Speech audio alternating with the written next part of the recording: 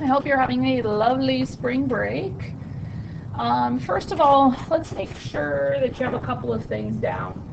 That first, alpha means it's giving off 2 protons and 2 neutrons. Beta means that it's giving, well, the best way to think of beta is that it's a neutron creating a proton and an electron. For positron emission, that is a proton becoming a neutron and an electron. No, that's a lie. A neutron and a positron.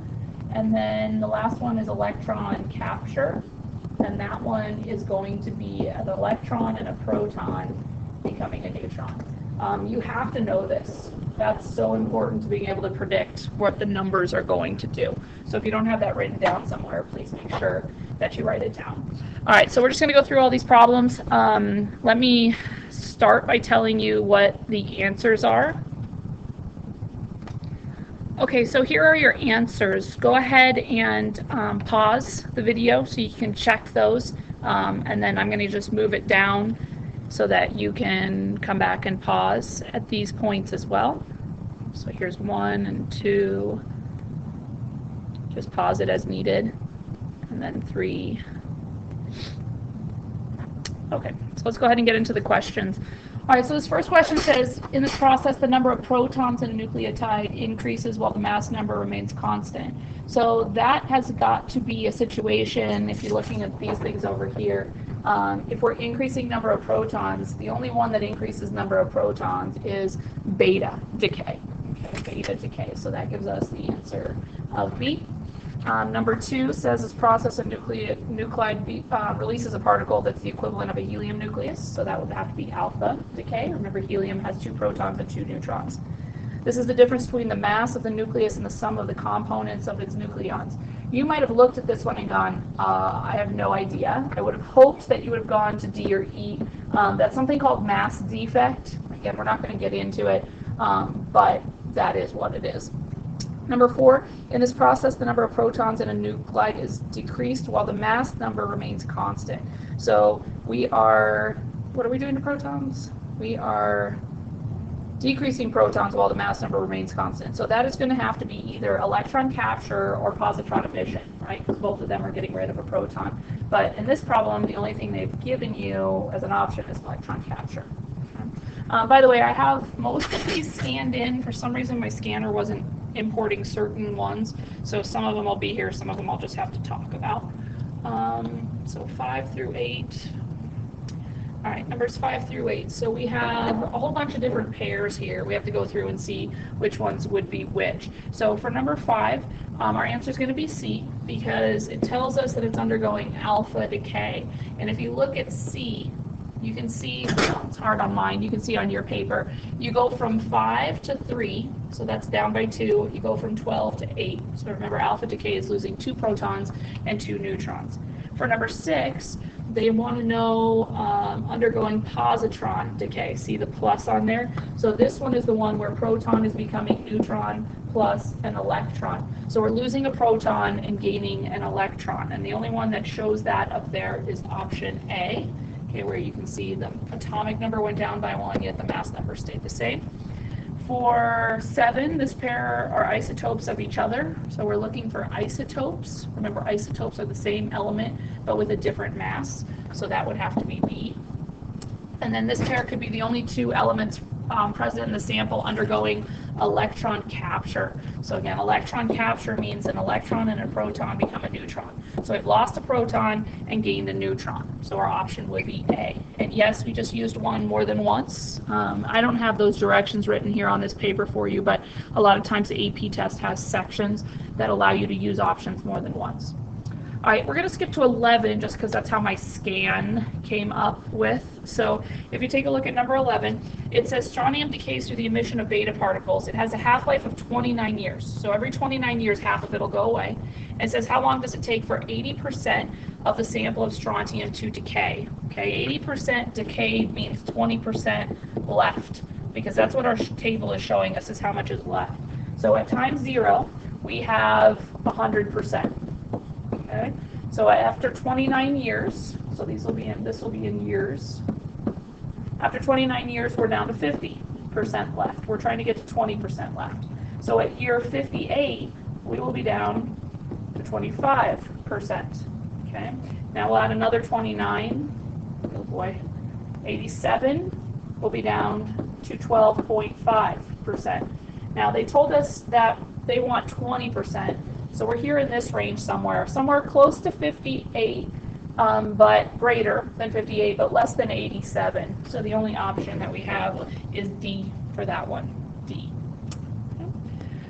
Next, go back to 9 and 10. So for number 9, they tell us we have this substance and it's unstable and we want to know what it's going to undergo. So if we look at the periodic table, pause if you don't have a periodic table, go grab one.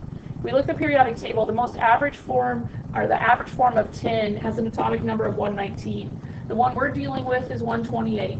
That means it's greater than the average, and when it's greater than the average, we're going to use beta decay. So that leaves us with option number 1, so the answer is A.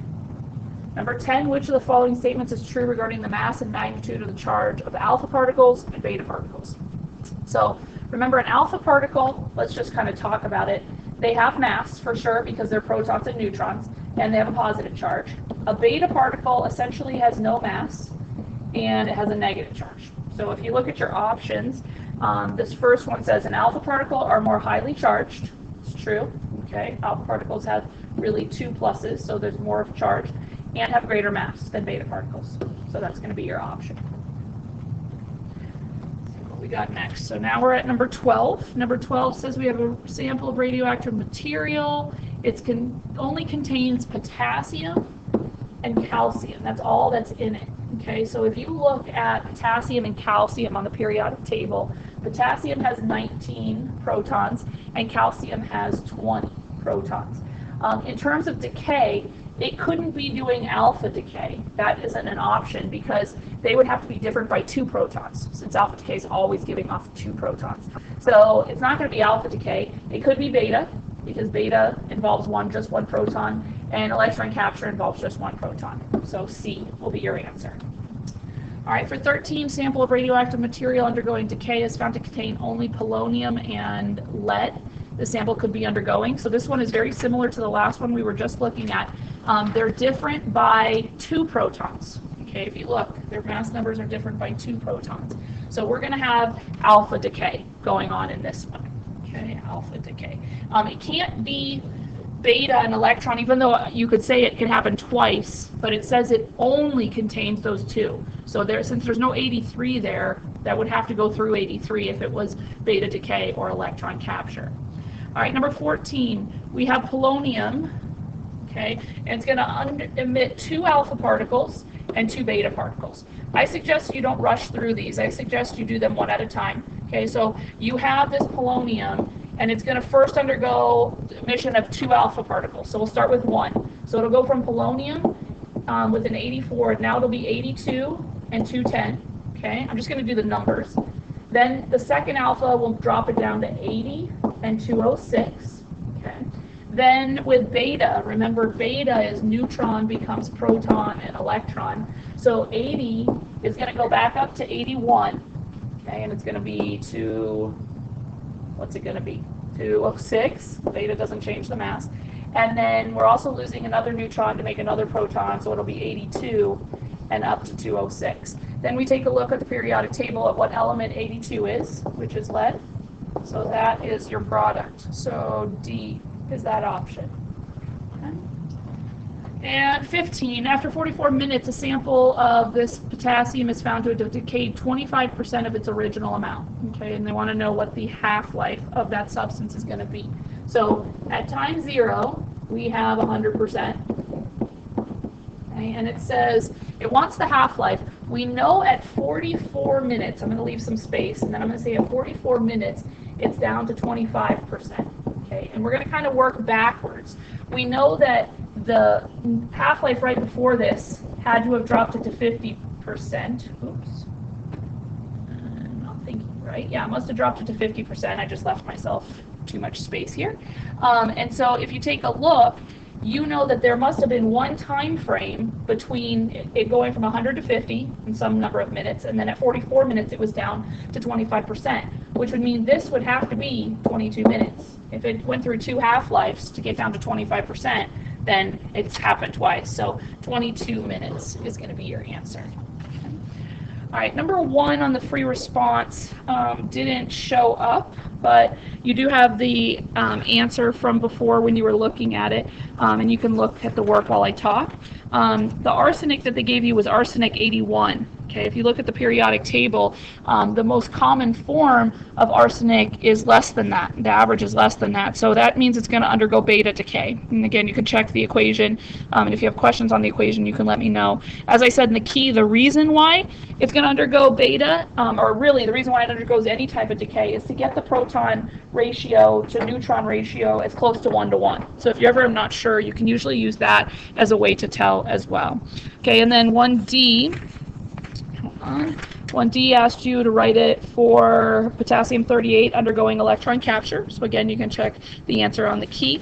2A has you writing a balanced nuclear equation for sodium 21. You had to do beta decay because the mass was, I'm lying.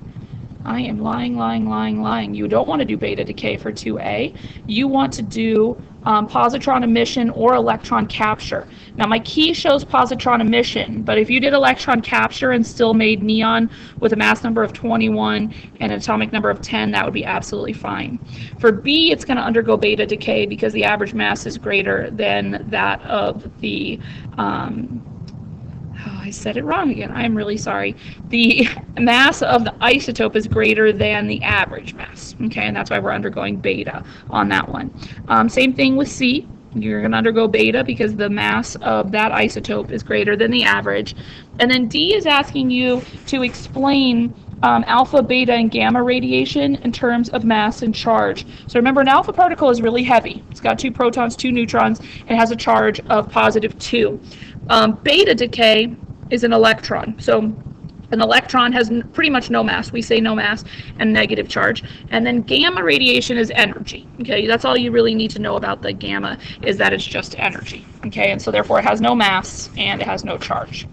For number 3, neon 23 is going to undergo beta decay because that isotope is larger than the average. And then on C, they tell you to describe the change of a sample of neon 23 would undergo in 38 seconds. And it says at the beginning in the problem that the half-life is 38 seconds. So at its first half-life, which would be at 38 seconds, it's going to be half the original amount. And then 3D is a repeat of 2D. All right, feel free to email me any questions. You don't have to, it doesn't have to be part of your homework email. If you have any individual questions you want to ask, please do so.